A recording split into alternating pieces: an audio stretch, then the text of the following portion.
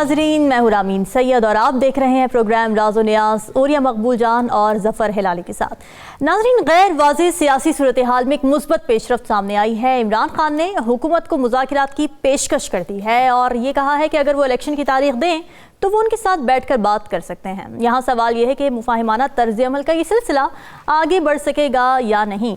और यह सब इमरान खान ने हुकूमत को जो मुज़ाकरात की मशरूत पेशकश की है, कैसे देख रहे हैं आप पेशरफ्त को और आपको लगता है कि उनकी नैरेटिव में कोई नरमी या तब्दीली आई है?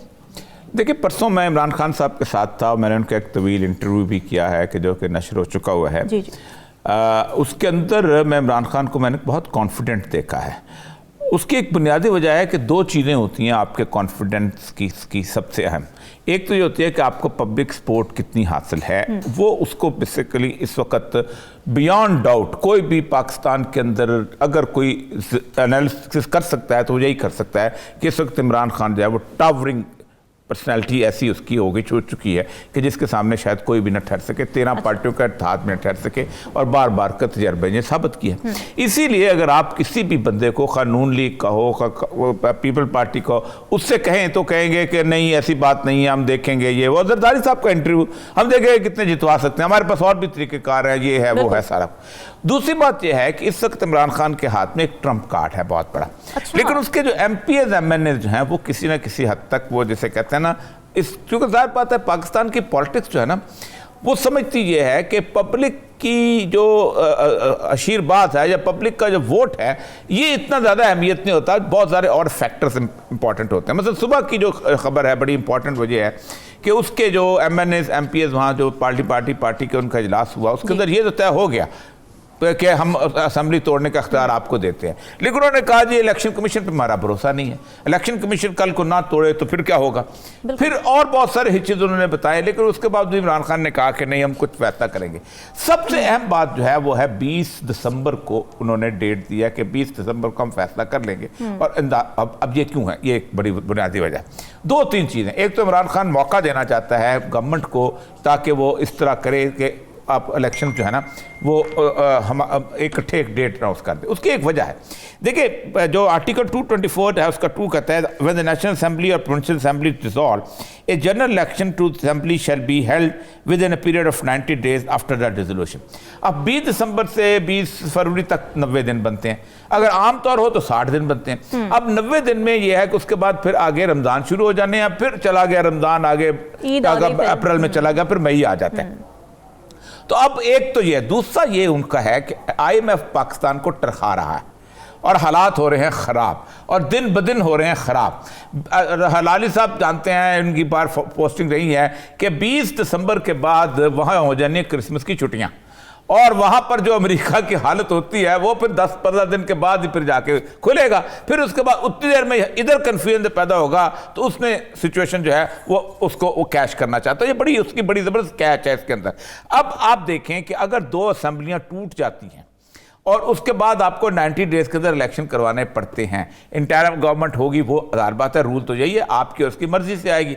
नई मर्जी में होगी तो 5 बंदों की कमेटी बनेगी, 5 बंदों की कमेटी पे भी कंसेंसस हो तो फिर सुप्रीम कोर्ट आपको लेके आएगी कोई ना कोई बंदा। अच्छा, इलेक्शन कमीशन कुछ भी कर ले, ये बड़े आज मैं उन लोगों से कह रहा था, इनके PTI के बहुत सारे लीडर्स हैं कि ये जो आपके लोग हैं ना, इन्होंने अब तक एक इतनी ओवरवेलमिंग मेजॉरिटी वाला इलेक्शन लड़ा ही नहीं। हालांकि अभी ये कुछ लड़ चुके हैं 17-1 और 7-1, उसके बावजूद अभी इनके अंदर से खौफ नहीं जाता कि धांधली हो जाएगी। हालांकि अब धांधली जो करना जो बहुत मुश्किल तरीन काम हो चुका है, तो इसलिए कन्फ्यूजन जो है वो प्रिवेल कर रहा है। उसके बावजूद भी कि इमरान खान जो है किसी भी वक्त पाकिस्तान की पूरी एडमिनिस्ट्रेशन में से पूरी पॉलिटिकल एलीट में से 75% को यूं हिला सकता है। ठीक है हिलाली साहब, इमरान खान की आज की पेशकश को आप कैसे देख रहे हैं? आपको लगता है कि हुकूमती इत्तेहाद इमरान खान की इस पेशकश का फायदा उठाएगा? देखिए, मेरा जो व्यू है इतने फासले से मैं देख रहा हूँ, कुछ इन्होंने तो मिले हैं उनको जी। मेरा व्यू ये है कि इससे बरक्स है। वो क्यों, वो कैसे? पहली बात तो ये है कि मैं जानना चाहता हूं कि PTI क्यों ठहरी हुई है। उनके पास तो कोई और ऑप्शन है नहीं कि जल्द से जल्द इलेक्शन हो। दूसरी बात यह है कि क्या अगर जल्द से जल्द इलेक्शन हो, क्या वो समझते हैं इस गवर्नमेंट को इंगेज करके वो जल्द से जल्द डेट दे देंगे इनको? वो डेट जिधर वो पिट जाएंगे? बिल्कुल नहीं। वो तो खींचेंगे हर चीज, हर एक एक दिन तक खींचेंगे। उसके बाद उनका क्या स्ट्रैटेजी है, मतलब बड़ा सीधा साधा है। वो चाहते हैं इनको डिस्क्वालीफाई करें, वो चाहते हैं इनको कन्विक्शन हो, वो चाहते हैं कि डिस्क्वालीफाई और कन्विक्शन हो कि ये जेल में जाएं। ये खुला कह रहे हैं। अच्छा, और क्या?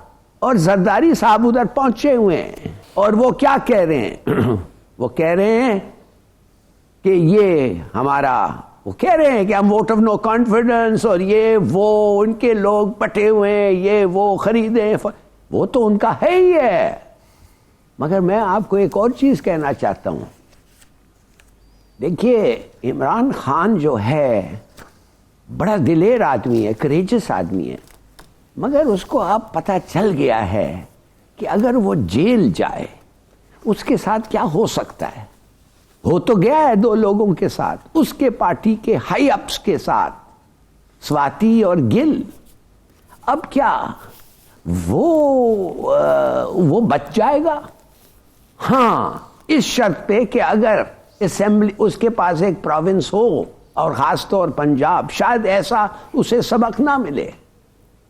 तो मैं ये कह रहा हूं, क्या इसलिए वो कह रहा है कि मैं डेट अग्री करना चाहता हूं? इसलिए कि डेट अग्री नहीं मिलेगा उनको। डेट अगर मिलेगा वो कन्विक्शन के बाद मिलेगा उस बेचारे को, अभी नहीं मिलेगा इनसे। तो मैं समझता हूं जब आपके पास 2/3 मेजॉरिटी है और आप कहते हैं मेरे पास गट्स हैं कि मैं जेल जा सकता हूं, मेरे पास कुव्वत है, मैं जेल जा सकता हूं, मैं कुछ भी कर सकता हूं, तो करो और डिसॉल्व करो, और डिसॉल्व करो और उनको मौका ना दो। देखिए, मैं एक वाइस प्रेसिडेंट ऑफ पीटीआई को मिला था, साबिक, इमरान खान से थोड़ा सा वो अलग होके वो चले गया। वो मुझे कह रहा था कि जो इसको मशवरा दे रहे हैं कि और देर करो और बात करो और साथ बैठो, वो गद्दार हैं इस पार्टी के। अच्छा, उसको फौरन आके निकल। एंड देखिए, बात सीधी सादी है। इमरान खान को अगर आप जेल भेजें, उसकी पॉपुलैरिटी इस जो इतनी उरूज पे है, तो मैं कहता हूं बहुत लोग निकल आएंगे। There will be a problem, major problem। मैं नहीं समझता हूं उसको एक तोशे खाने के बहाने पे जेल वेल भेज सकते हैं 1-2 घड़ियों पे। तो मैं कहता हूं इमरान खान को निकलो, डिसॉल्व करो, लोग देख रहे हैं, और मत पीछे हटो, इसलिए कि ये तुम्हारा टेस्ट है, ना सिर्फ पार्टी का, ये तुम्हारा पर्सनल टेस्ट है। ठीक है हिलाली साहब, आपको क्या लगता है क्यों रुके हुए हैं, क्या वजह है ताखिर की? और साथ ही ये भी ऐड कर लीजिए कि अगर असेंबलीज डिसॉल्व कर देते हैं इमरान खान, तो उससे वो क्या हासिल क्या कर लेंगे उससे? ओरिया साहब, समझा नहीं। अगर असेंबली डिसॉल्व, ओरिया साहब जी देखिए, पहली बात तो बिल्कुल लाली साहब ने बिल्कुल ठीक कहा है, फौरी तौर पर डिसॉल्व बल्कि 20 दिसंबर का भी इंतजार नहीं करना चाहिए। ठीक है, क्योंकि राइपेंड सूरत हाल है। अगर इस वक्त तो असेंबली डिसॉल्व कर देते हैं तो 90 डेज की तो गवर्नमेंट आनी ही आनी है ना, कोई इसमें कोई बात ही नहीं है। किसी तौर पर भी वो आएगी, वो इंटरिम गवर्नमेंट आएगी, वो चलेगी, और इंटरिम गवर्नमेंट के दौरान आप भी उसी तरह प्लेटफॉर्म पे हैं, दूसरे भी उसी प्लेटफॉर्म पे हैं। फिर इमरान खान से मैंने उन लोगों से बात की तो उन्होंने कहा कि हमारे पास इवन ये कि इमरान खान को अगर गिरफ्तारी का डर हो तो उस पर आज़ाद कश्मीर की गवर्नमेंट मौजूद है, गिलगित बल्तिस्तान की गवर्नमेंट, वहां से बैठ के भी वो अपने उसको लीड कर सकता है। लेकिन उसके बावजूद भी इमरान खान अगर गिरफ्तार हो जाए या गिरफ्तारी की कोशिश की जाए तो इसी ज़मान पार्क के इर्द गिर्द बहुत बड़े जाले लोग खड़े हो जाएंगे। देखिए, आप इमरान खान के 8 महीने के अंदर केसेस की सूरत हाल देखें, किस किस्म के केसेस आए हैं, और कोई भी उसको नाअहल करने के, इवन उसके खिलाफ कंटेम्प्ट ऑफ कोर्ट तक नहीं कर सके, क्योंकि पब्लिक को अंदर उसका इमेज इस किस्म का है कि हर बंदा जो है ना उसके खिलाफ एक गलत फैसला करने से खौफजदा है। लेकिन असल मसला बिल्कुल ठीक है कि उसको जो मशवरा देने वाले हैं ना, जो पता है क्या कहते हैं, सर कुछ अर्से बाद हम देते हैं फंड रिलीज करने वाले हैं, एमपीएस को फंड मिलेंगे, वो अपनी स्कीमें देंगे। अब जो देखें जून का बजट का देख लें, जून का बजट, जैसे मुनसलाई ने कहा है कि हम जून का बजट में क्या करोगे भाई, तुम स्कीम दे दोगे, अगला इलेक्शन के अंदर आएगा स्कीम उड़ा के परे मारेगा। एक पीएनडी की मीटिंग होनी है, उसके अंदर रिव्यू सेशन होना है, पूरे का पूरा एडीपी रिव्यू हो जाएगा। क्या कर लोगे तुम? बेवकूफ बना रहे हैं। असल में कल जो पहला सवाल ही मैंने उनसे यही किया था मेरे इंटरव्यू के अंदर कि आपने इस ब्यूरोक्रेसी के अंदर जब आए तो आपको अंदाजा नहीं हुआ कि ये कैसे अजीबोगरीब लोग हैं, ये कैसे घुमाते हैं आपको। वही पॉलिटिशियन भी उनको घुमा रहे हैं। इमरान खान को लारी साहब का बिल्कुल सही मशवरा है, फौरी तौर पे विदाउट एनी डिले असेंबलियां डिसॉल्व करके तमाशा देखना चाहिए, क्योंकि तमाशा तो उनके हाथ में है। देखे ना, मेरी बात सुने, इस वक्त आपकी असेंबली डिसॉल्व होगी, आपसे पावरफुल कौन बंदा होगा जिसके पास दो ऐसी 75% अवाम के वोटर्स की 2 असेंबलियां आपके पास होंगी। और जब इलेक्शन होगा, यहां केयर टेकर गवर्नमेंट नहीं बन सकती, कॉन्स्टिट्यूशन के अंदर नहीं है। यहां पर आपकी हुकूमत होगी, आपकी प्रोविंशियल असेंबली होगी, उसके तहत आप कौमी असेंबली के इलेक्शन कराएंगे। उनका तो बुखार चढ़ जाएगा अगर असेंबली डिसॉल्व हो जाए, उनको तो रात की नींद नहीं आएगी असेंबली अगर डिसॉल्व हो जाए। पीछे सिंध और बलूचिस्तान, उनके अंदर बंदे हैं कितने, सीटें हैं कितनी, लोग हैं कितने, और वहां भी अगर आप बंदे कर दें तो वहां इलेक्शन शुरू हो जाएंगे दूसरे वाले जो कि 30 डेज के अंदर होने होते हैं, और वो भी शुरू हो जाएंगे। असल मसला यह है कि इमरान खान को फौरी डिसीजन लेना पड़ेगा। और मेरी इत्तला यह है कि फरीदुल्लाह साहब समरी साइन करके दे आए हैं, क्योंकि इमरान खान ने कहा था समरी दे जाए। समरी साइन करके जब वो पहुंचेगी और उसी वक्त समरी डिसॉल्व हो जाएगी। और मुझे लगता यह है कि 20 दिसंबर बहुत दूर की बात है, उससे पहले करना चाहिए। ठीक है। हिलाली साहब, नून लीग ने वज़ीर आला पंजाब के खिलाफ फौरी तहरीक अदम एतमाद ना लाने का फैसला किया है। जब ये बातें कर रहे थे तहरीक अदम एतमाद लाने की, तब उन पर बहुत क्रिटिसिज्म हो रहा था और कहा यह जा रहा था कि नून लीग इलेक्शन से भाग रही है। तो आप समझते हैं कि आज जो ये डिसीजन सामने आया कि अभी हम तहरीक अदम एतमाद नहीं लाएंगे, ठीक फैसला है हुकूमत का? हुकूमत का समझा नहीं मैं। अच्छा, पंजाब की ऑपोजिशन फेडरल गवर्नमेंट जो वो चाह रहे हैं, सब चाह रहे हैं कि उन्होंने आज कहा है कि हम नो कॉन्फिडेंस मूव नहीं लाएंगे, पंजाब गवर्नमेंट ला नहीं सकते। असल बताइए, ये बता पूछ रहे हैं। हाँ, एग्जैक्ट बात है। ये तो बिल्कुल जवाब आपको मिल गई है। और यस आपसे व्हाट विल, क्या ला सकती हो जब चीज ला ही नहीं सकते हैं? वो क्या थ्रेटन कर रहे हैं, किसको डरा रहे हैं? भाई इमरान खान साहब, आपके अल्फाज लोग याद रहे। आप कह रहे थे 2/3 विक्ट्री से मैं आऊंगा इंशाल्लाह। आप कह रहे थे कि मैं अपना जान देने के लिए तैयार हूं इंशाल्लाह। ये नहीं होगा मगर आप तैयार हैं, ये बड़ा फर्क पड़ता है। बिल्कुल सही। तो फिर आप किस चीज के लिए डर रहे हैं भाई? और कौन सा बजट ये? और यह साहब ने बिल्कुल सही कहा, कौन सा ब्लडी बजट यार? ये आपका जो बजट है, ये तो शायद ये इंटरिम गवर्नमेंट ही ना दे दें, पता नहीं क्या। ये फॉरगेट ऑल दिस। आप खड़े रहो और कहें कि मैं हूं, और देखिए रहने दें, तारीख को विटनेस करने दें। शायद लोग कहें नहीं, शायद वो बिक जाएं, शायद वो डर जाएं। हर इलेक्शंस में ये होता है, डजंट मैटर। आप तो अपने अल्फाज, यू आर कमिटेड, तो आप जैसे you will go down in history as a person who told the truth, नहीं कि एक और झूठा। तो इस तरीके से मैं कहता हूं 20 नवंबर रिडिक्युलस, आज करो। ठीक है। और ये सब आपने अभी जैसे जिक्र किया कि इत्तलात आ रही हैं कि परवेज़ इलाही ने समरी पर साइन करके वो इख्तियारात इमरान खान को दे दिए हैं असेंबली डिसॉल्व करने के। तो आप क्या समझते हैं, असेंबली तोड़ने में परवेज़ इलाही अपना क्या फ़ायदा देख रहे हैं? क्या सीट एडजस्टमेंट पर कोई बातचीत हुई है? क्या फ़ायदा देखा उन्होंने? देखिए, 2-3 चीज़ें। एक तो यह है कि इस वक्त इमरान खान को छोड़ने वाला इंतहाई बेवकूफ़ होगा। मैं गुजरात का रहने वाला हूँ और मैं परवेज़ इलाही साहब के ख़ानदान को, उनके चचा, उनके शुजात हुसैन और चौधरी ज़फ़र साहब से मेरा उनसे न्याज़मंदी का रिश्ता रहा है। मैं जानता हूँ कि अगर आज ये छोड़ते हैं इमरान खान को तो अगली कई सदियाँ तक शायद इलेक्शन न जीत सके। पहले भी यही हुआ था। उसके बाद ये थी कि इनकी हवा वहाँ उस तरह नहीं थी। अब ये इमरान खान के साथ ही इनका मुस्तकबिल वाबस्ता है। जब आप लीडर के साथ मुस्तकबिल वाबस्ता कर लेते हैं ना, फिर ऐसा लीडर जो कि विनिंग मेजॉरिटी पे खड़ा हो, तो फिर आपके लिए रिस्क बहुत बड़ा हो जाता है। अब वो बुनियादी तौर पे इस वक्त ये कर रहे हैं कि काफ लीग को कितनी सीटें मिल जाएंगी, ये मिल जाएंगी। इमरान खान का मसला ये है कि इमरान खान ने और वक्त में साथ दिया, उसने उस दिन भी कहा। इमरान खान का सिर्फ एक मसला है, वो सिर्फ पोस्टिंग एंड ट्रांसफर देख रहा है 8-10 दिन के अंदर जो नई होने वाली हैं। अच्छा। और उसके जो चीज़ें नज़र आ रही हैं उनसे नज़र यही आ रहा है कि अगर वो वाकई अपॉलिटिकल हो जाती हैं नई पोस्टिंग ट्रांसफर्स वाली, मतलब जिस तरह उन्होंने ISPR को उन्होंने रिड्यूस करने की back to brigadier level Sadiq Salik level पे लाने का उन्होंने इंदिया दे दिया। उसके साथ साथ भी अभी 3-4 जो पोस्टिंग हुई उससे भी अंदाजा होता है कि क्या सूरत सामने आएगी। उससे ये होता है, ये नहीं होता कि फौज ने किसी को जितवा देना होता है या फौज, होता यह है कि जब आप एक प्रेशर पीछे से हट जाता है तो फिर उसके बाद बाकी चीज़ें जो हैं वो किसी हद तक क्लियर हो जाती हैं। लेकिन आजम सवाती की गिरफ्तारी, फिर उसको लेके जाना वहाँ पर बलूचिस्तान, अब आजम सवाती का बेसिक इशू क्या है? उसका किसी शहबाज शरीफ के साथ तो इशू नहीं है, किसी और के साथ तो इशू नहीं है, उसका इशू एस्टैब्लिशमेंट के साथ है। और ये सारे, और मैं आपको जानता हूँ इंजीनियर बबरक वगैरह जितने भी जिन्होंने वहाँ चमन में और किला अब्दुल्ला में और बलूचिस्तान में जो 4-5, वो मुझे पता है किसके पेरोल पे हैं। मैं तो 24 साल वहाँ पर रहा हूँ, मुझे पता है इन सारे लोगों का कौन किसका है कौन किसका है। तो लोगों के उससे नहीं छुप। तो असल मसला यही है कि यहाँ से अभी तक डावाडोल सूरत हाल है कि क्या इस कन्फ्यूजन के अंदर क्या इमरान खान का फैसला करने के बाद अगर वो कोई ऐसा बियॉन्ड कॉन्स्टिट्यूशन, ठीक है, मावराए आइन को इक़दाम ना कर जाए, ये भी बहुत बड़ा खतरा बन जाता है। ठीक है हिलाली साहब, परवेज इलाही साहब पर कितना भरोसा किया जा सकता है? क्योंकि इससे पहले हमने देखा था कि पहले दुआए खैर हुई थी उनकी नून लीग के साथ बैठ के, जरदारी साहब से मिले थे, उसके बाद अगले दिन जाके वो इमरान खान के साथ उन्होंने ऐलान कर दिया था। तो आप समझते हैं कि परवेज इलाही ट्रस्टवर्दी हैं इस तमाम तर मामले में?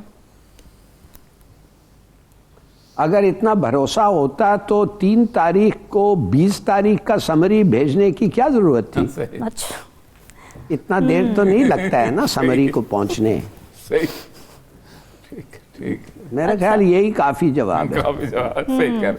ठीक है। उरी साहब आप क्या कहेंगे इस पर? नहीं, मैं बिल्कुल देखिए, परवेज इलाही साहब एक पॉलिटिशियन है और परवेज इलाही ने उन पॉलिटिशियन में से है कि जो अपने ग्रुप की बुनियाद पे हमेशा कोई ना कोई एक जगह लेते हैं। फिर सबसे बड़ी बात है एस्टैब्लिशमेंट के साथ रहे। सिर्फ चौधरी ज़ोहर का एक छोटा सा अरसा 1973 से लेके 1977 तक, 6 जुलाई तक, वो एंटी एस्टैब्लिशमेंट था जिसमें 3 साल उन्होंने कोलू जेल में गुजारी। उसके अलावा चौधरी ज़ोहर साहब पहले अमीर अहमद खान, फिर अयूब खान, फिर उसके बाद में ज़ियाउल हक, बाकी तो वो एस्टैब्लिशमेंट के साथ कभी इधर उधर हुए ही नहीं, बल्कि उनसे पता चलता था कि हवा किस तरफ चल रही है एस्टैब्लिशमेंट की, उससे पता चलता था विंड्स का डायरेक्शन क्या है। तो देखिए ना आप, कोई किसी और ने पाकिस्तान में किसी और ने गोइंग जाने वाले उसकी बाजवा साहब की किसी ने आज उसकी हमायत में नहीं बोले सवाए मोनस इलाही। बिल्कुल, अभी मैं आपसे ये पूछ लगी थी कि जो मोनस इलाही की तरफ से आज स्टेटमेंट आई है, आप समझते हैं कि कोई रिफ्ट क्रिएट हो सकता है इमरान खान और पाक लीग के दरमियान? नहीं, वो जुर्रत नहीं कर सकते। वो देखिए, वो सियासतदान भी तो है ना। वो असल में बेसिकली वो कहते ये है कि ये इसको भी कायम रखो और इसको भी कायम रखो, और वो यकीन कहते होंगे कि हम आपके मुफादात का तहफ़्फ़ुज़ कर रहे हैं, आप जो कहेंगे हम इमरान खान से मनवा देंगे, हमारा भी कोई असर है। और इमरान खान को ये कहते होंगे आप आपके लिए हमारी जान निसार है, आप पकड़ लें, आपका तोहफा है ये हुकूमत। हर बात है, इमरान खान का तोहफा ही तो है, और क्या है। असल मसला बुनियादी तौर पर यह है कि सियासत उन्होंने अगर करनी है तो फिर उसको थोड़ा सा ये सोचना चाहिए। इतना ब्लेटेंटली वो जो उन्होंने बोला है, इसका मतलब यह है कि कहीं से इंस्ट्रक्शन आई है तो बोला है। अच्छा। वरना मोनस इलाही खुद नहीं बोल सकते। ठीक है, सियासत पर तो बातें हो गई। नाज़रीन, की मुआशी सूरत हाल तशवीशनाक होती जा रही है, इस पर बात करेंगे इस ब्रेक के बाद। Stay with us.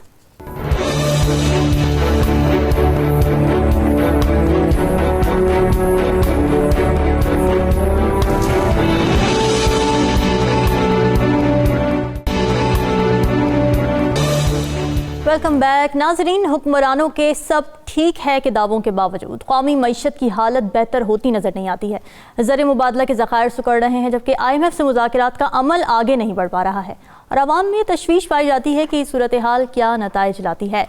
हिलाली साहब, ताज़ा खबर यह है कि 25 नवंबर तक ज़र मुबादला के ज़खायर में 4.2% कमी वाक़ई हो चुकी थी। हुकूमती दावों और ज़मीनी हक़ाइक़ में इतना फ़र्क क्यों है? इसलिए कि हुकूमत आदी हो गई है झूठ बोलने में। अच्छा, और कोई वजह तो हो ही नहीं सकता। देखिए, मैं आपको बताता हूँ, इकोनॉमी वैसे जा रही है नीचे, अंग्रेजी में कहते हैं इट इज टैंकिंग। 4 से 5 बिलियन डॉलर रह गए हैं, और ये 4 से 5 बिलियन ये पब्लिक मनी है भाई, जो लोग अपने बैंकों में रखा हुआ है। फूड इन्फ्लेशन 37% रूरल एरियाज में, अर्बन एरियाज में 35%। Food overall inflation 26%। आप मुझे बताएं ये लुक एट दिस, गुर्बत से गुर्बत जो लोग रह रहे हैं रूरल एरियाज में, 37% हर महीना ज्यादा देना पड़ता है। दूसरी बात, IMF का प्रोग्राम बंद हो गया है ना। वो कह रहे हैं वो 600 बिलियन रुपया जो तुमने वादा किया था GST में लेंगे, दो हमें। ये इस किस्म की गुर्बत हो गई है कि बेचारे गरीब लोग अपने बच्चों को स्कूल से निकाल रहे हैं। और वैसे जैसे आपको पता है 50 या 60% पाकिस्तानी बच्चे स्कूल नहीं जाते हैं। मैं आपको बता रहा हूं क्या हालत है इधर। गवर्नमेंट टू गवर्नमेंट, एक गवर्नमेंट 60 बिलियन, मल्टीलैटरल 20 बिलियन और कमर्शियल डेट 15 बिलियन। इसका मतलब क्या? आप गवर्नमेंट टू गवर्नमेंट और मल्टीलैटरल में जाके उनको भीख मांग के बातें करके कह सकते हैं थोड़ा सा देर लो, फौरन मत लो। शायद ये भी रिक्वेस्ट करते हैं इंटरेस्ट कम करो, हालांकि वो चलता नहीं है।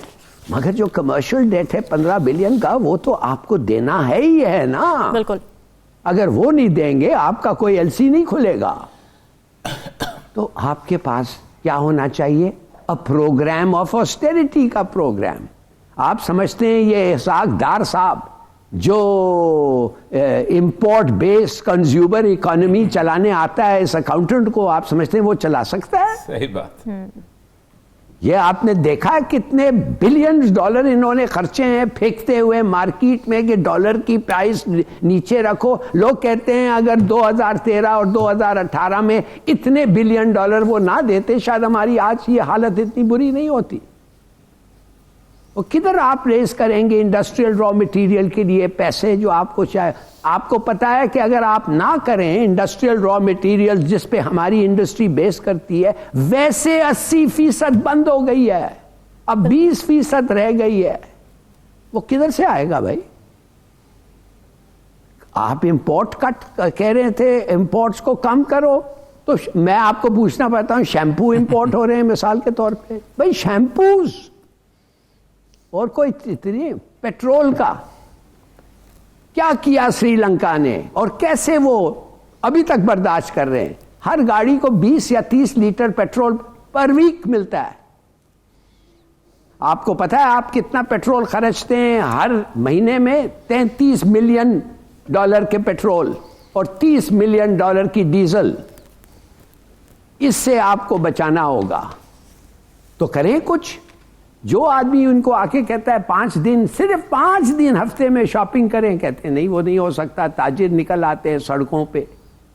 एक कोई आके कहता है 1 दिन घर से काम करो, बिलियन डॉलर तुम्हारा फर्क हो जाएगा 1 साल में, कहते हैं नहीं हम नहीं करना चाहते।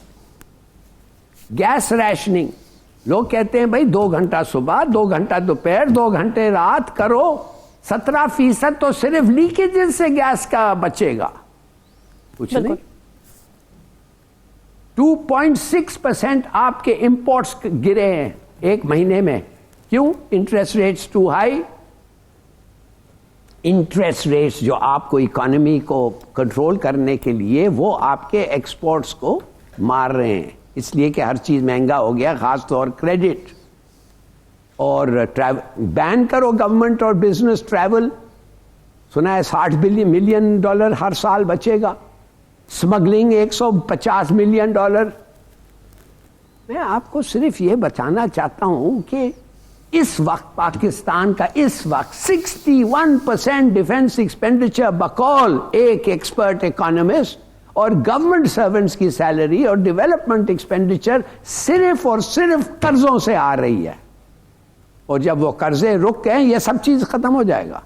अब आप समझती हैं क्यों हमारे जो हमारे दोस्त और दुश्मन जो हैं वो क्यों हमारे को देख के कहते हैं ये सब फूक है इनमें, ये हम बंद कर दें कुछ चीज़ तो ये गए। सो अगेन आई से ये सब फैक्ट्स एंड फिगर्स हैं जो फ्रैंकली बड़े डिप्रेसिंग रीडिंग है। मगर हम क्या कर रहे हैं इसको अपनी बचाने के लिए? आई डोंट सी सवाल हिलाली साहब, ये बड़ा इंपॉर्टेंट सवाल आपने एंड में रखा है। ओरिया साहब, हुक्मरान ये कहते हैं कि मुआशी अदम इस्तेहकाम की वजह सियासी अदम इस्तेहकाम है, तो इस सियासी अदम इस्तेहकाम को ख़त्म करने के लिए हुक्मरान क्या कर रहे हैं? देखिए, सियासी इस्तेहकाम कौन लेके आया? हाँ। जिस वक्त मार्च में, अब तो इंटरनेशनल फिगर्स आ गई है ना, मिफ्ता इस्माइल ने जिस वक्त शहबाज शरीफ की गवर्नमेंट के अंदर इकोनॉमिक सर्वे पेश किया था तो इमरान खान का नहीं था, वो मिफ्ता इस्माइल का सर्वे था जो कि गवर्नमेंट ने बनाया था। उसने कहा था 6% ग्रोथ के ऊपर आफ्टर पेंडेमिक ये इकॉनमी जा रही, 27% इंक्रीज इन एक्सपोर्ट्स और 26% इंक्रीज इन रिमिटेंसेस। ये दुनिया की कोई इकॉनमी इससे बेहतर चल सकती है? कोविड के बाद बर्तानिया की इकॉनमी इस तरह नहीं चल रही थी, मैं कहता हूं फ्रांस की इकॉनमी इस तरह नहीं चल रही थी। आपने उसके अंदर सब खून मारा और आपने एक गवर्नमेंट ले आई। अब आया कौन जो कहते हैं इसहाक डार। इसहाक डार वो शख्स है जिसने पाकिस्तान को एक इंडस्ट्रियल और एग्रीकल्चरल कंट्री से एक ट्रेडर्स कंट्री में तब्दील किया है। हमारे इलेक्ट्रिक स्विच यहां बना करते थे, कहा तुम चाइना से ले आओ, ओ जी मियाँ साहब दे वोटर असि ब्रांडर होते दुकान खोली है सानू रहो, वो ले आए थे, आपकी पूरी खत्म हो गई।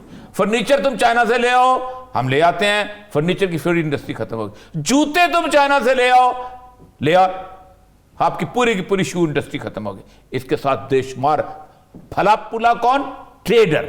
और उस ट्रेडर को, वो ट्रेडर जो आपको 1 रुपया टैक्स नहीं देता, वो ट्रेडर जो कि हाल रोड में, प्रांजस रोड में, उसके बाद आपके चूड़िया बाजार में, उसके बाद आपके अपना लिबर्टी में बैठा हुआ। अब सूरत हाल क्या है? इस वक्त सर्वे कहता है कि लार्ज स्केल इंडस्ट्री जो है उसकी ग्रोथ 0.4% नेगेटिव में जा चुकी है, नेगेटिव पे। और बल्कि अगर 0 पे, सितंबर में 0 पे आ गई थी, थोड़ी सी बहाल हुई, फिर अब उसके बाद नेगेटिव पे जाने लग गई है। बाकी तो उन्होंने, आली साहब ने बड़ी शानदार किस्म के फिगर दे दी।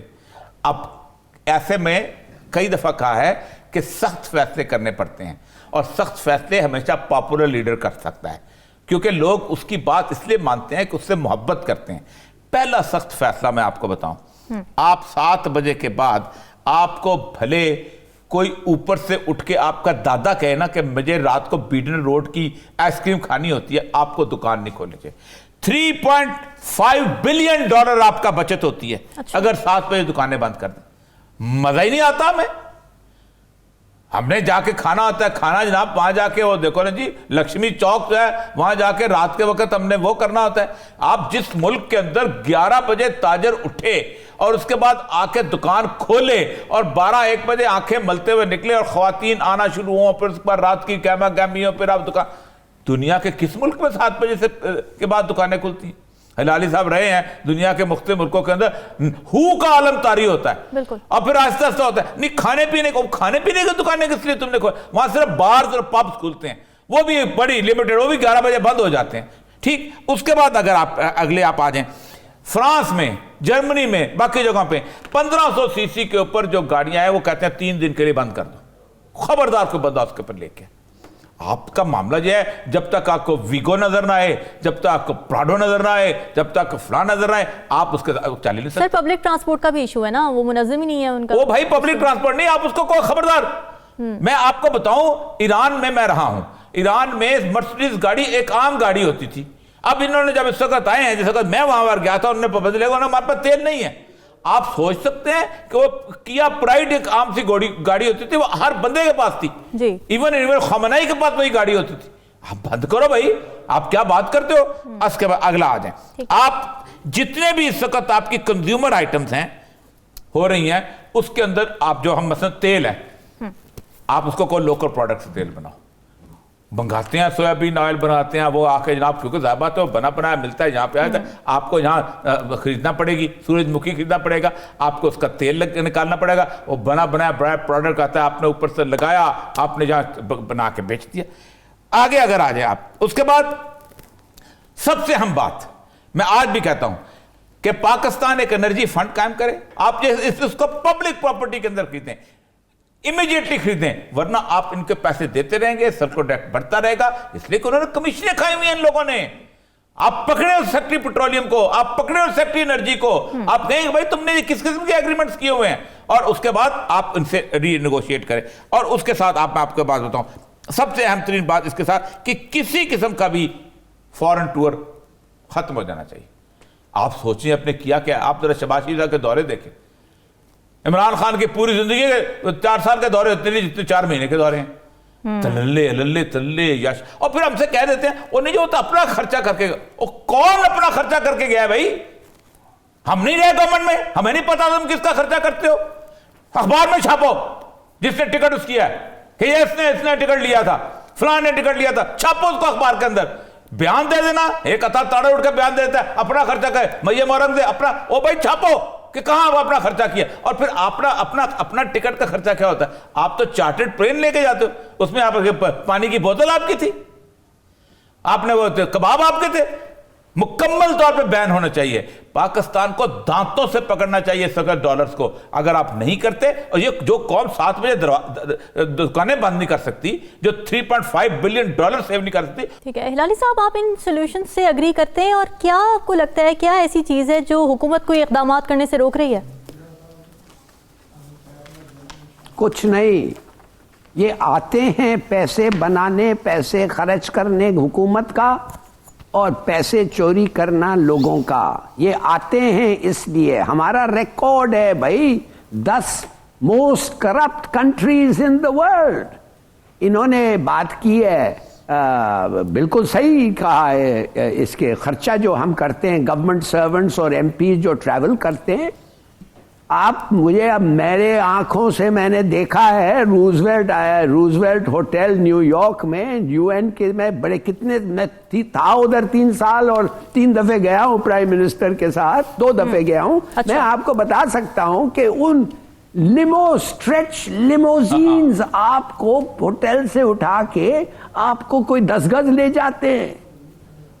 भाई ये किसी को परवाह नहीं है। 12,000 अभी ये जो नवाज शरीफ, शहबाज शरीफ शायद गया था, पता नहीं प्लाजा में ठहरा या वॉल्डॉर्फ एस्टोरिया में, यानी 12,000 नाइट, $12,000। और वो औरत को देखें जो ट्रैफिक लाइट पे DHA पे खड़ी होती है अपने बच्चों के साथ, बेचारी 6-6, 8-8 घंटे खड़ी होती है, उसको 10 और 20 और 40 रुपया मिलता है। जब तुम ठहरे हुए उस होटल में, उस एक रात पे सोचो उस औरत के बारे में, और सोचो उसकी क्या किस्मत हो सकती है, उसकी फैमिली, उसकी कम्युनिटी, उसका पूरा एरिया बदल जाएगा अगर $12,000 आप एक रात के लिए खर्चे 1 साल में। एक वक्त ये नहीं, हम इनमें है नहीं वो। देखिए हमारे पब्लिक जो है ना, उनमें वो दर्द जो होता है, दर्द वो पहचान नहीं सकते। जब आप एज एन इलेक्ट्रेट दर्द नहीं पहचान सकते, यू आर यूजलेस। आपके साथ फिर यही होगा, यू डिजर्व दिस ट्रीटमेंट। अब आपको इतनी होशियारी होनी चाहिए कि आपको पता होना चाहिए कौन है जिसके आपके दर्द उसके दिल तक पहुंचता है, नहीं तो इट्स पॉइंटलेस। बड़े अहम पॉइंट्स उठाए गए हैं। नाज़रीन, यहाँ वक्त हुआ का ब्रेक के बाद वापस आएंगे, बात करेंगे पाकिस्तान में दहशतगर्दी के बढ़ते हुए वाकयात की। Stay with us.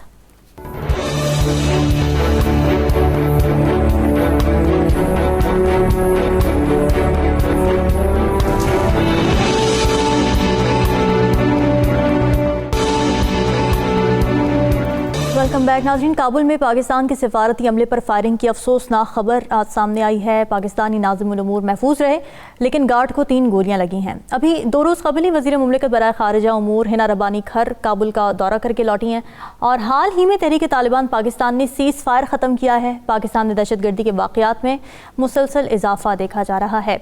ओरिया साहब, पाकिस्तानी वज़ीर मुमलिकत बराए खारिजा उमूर के दौरा काबुल के बाद पाकिस्तानी सिफारती अमले पर फायरिंग का ये वाक़या क्या ज़ाहिर करता है? देखिए, पाकिस्तान की और अफ़गानिस्तान की जो आपस की हिस्ट्री है ना जी, ये 1947 से पहले से टेंस चली आ रही है। उसकी वजह यह है कि अफ़गानिस्तान के अंदर हमने जो शुरू दिन से ही अफ़गानिस्तान हमको इंडियन जो लेगेसी का एक हिस्सा समझती थी, जिसके साथ उनकी जंग रही थी, और उन्होंने एक ड्यूरन लाइन बनाया था। अफ़गानिस्तान के अंदर जो रहने वाले लोग हैं वो समझते हैं कि हमारे बहुत सारे हिस्से, मसलन पशीन का इलाका है, कोयटा का इलाका है, इस सारे जो थे ये कभी एक उसके अफ़गानिस्तान का हिस्सा थे और ड्यूरन लैंड में चले गए। उस ड्यूरन लैंड के ऊपर उन्होंने अपनी पश्तून लेजिटिमेसी बिल्ड की हुई है।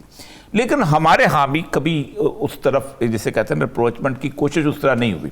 उसकी एक वजह यह भी थी कि वहाँ पर अफ़गानिस्तान में पाकिस्तान के जो मुखालिफ लोग थे, ख़ुसूसन नेशनल अवामी पार्टी में खान अब्दुल गफ्फार खान और उनके बेटे जो वली खान वगैरह, वो उनके साथ उनके तल्लुकात बहुत मजबूत थे।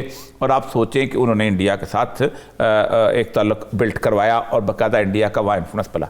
हालांकि आप अंदाज़ा करें कि अल्लामा इकबाल जब जिंदा थे तो अल्लामा इकबाल जो थे सिर्फ एक ही मुल्क के बादशाह से मिलने गए थे और वो था नादिर शाह।